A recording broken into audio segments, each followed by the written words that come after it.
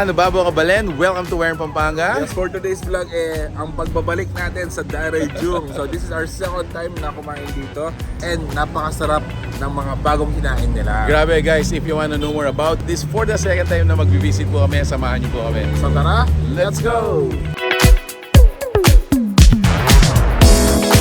Alright, so ayun nga guys, getting in dito po sa Daraejung. This is the place. Ayan. So we have the common dining area. You also have few rooms for private dining. So it's up to you guys if you wanna stay dito po sa common or the public or stay in one room of such as this. So actually doon po kami mag-stay. So ayun, samahan niyo kami.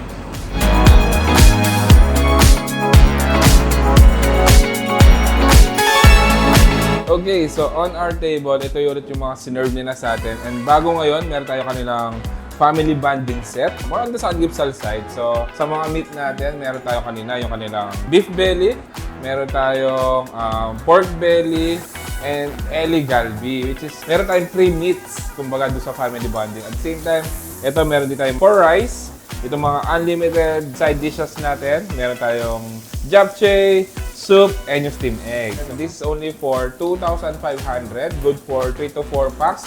Depende sa appetite nyo. And kapag naman nabitin kayo, add na lang kayo ng mga a la carte. Siyempre, hindi mawawala dyan yung kanilang soy sauce crab na isa sa mga pinagmamalaki dito. Meron tayo ditong bulgogi and yung kanilang galbi jib. So, meron tayong spicy and sweet. So, ang sinerve nila sa atin is yung kanilang sweet galbi jib. So, luto muna tayo, then kain na.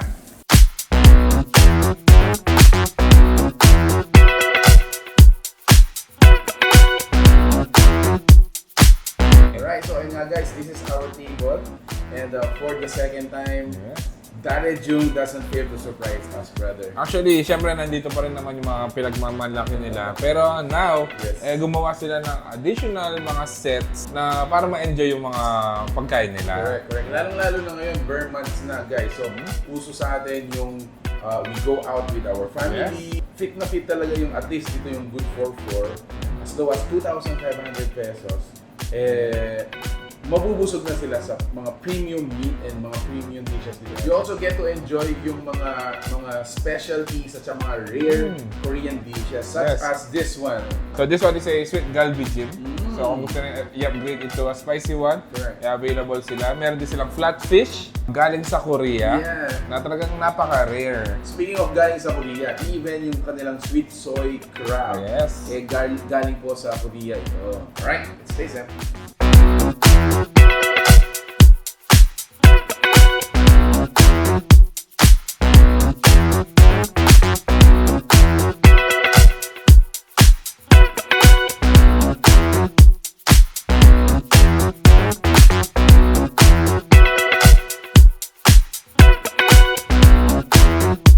Good. Let's taste them. Yan. Siyempre, all in one bite.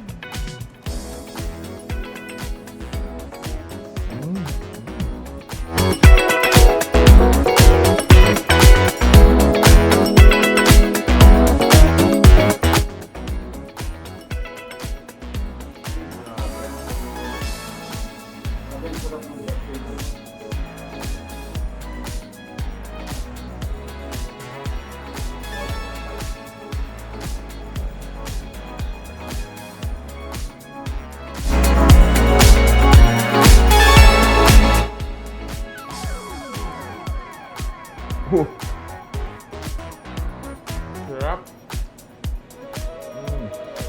Actually, napakalambot din.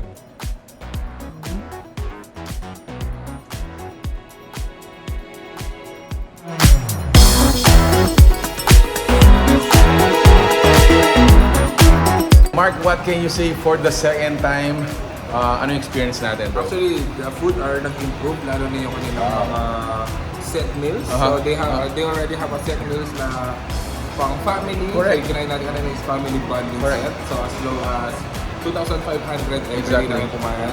Exactly. Ako, I'm really happy that they can actually showcase or provide those kinds of set meals, lalong-lalo na sa mga grupo or family na pupunta dito, eh hindi sila mahihirapan kung ano yung pipiliin nila. So, Daraejung Korean Restaurant is located dito sa may Korean Friendship Highway.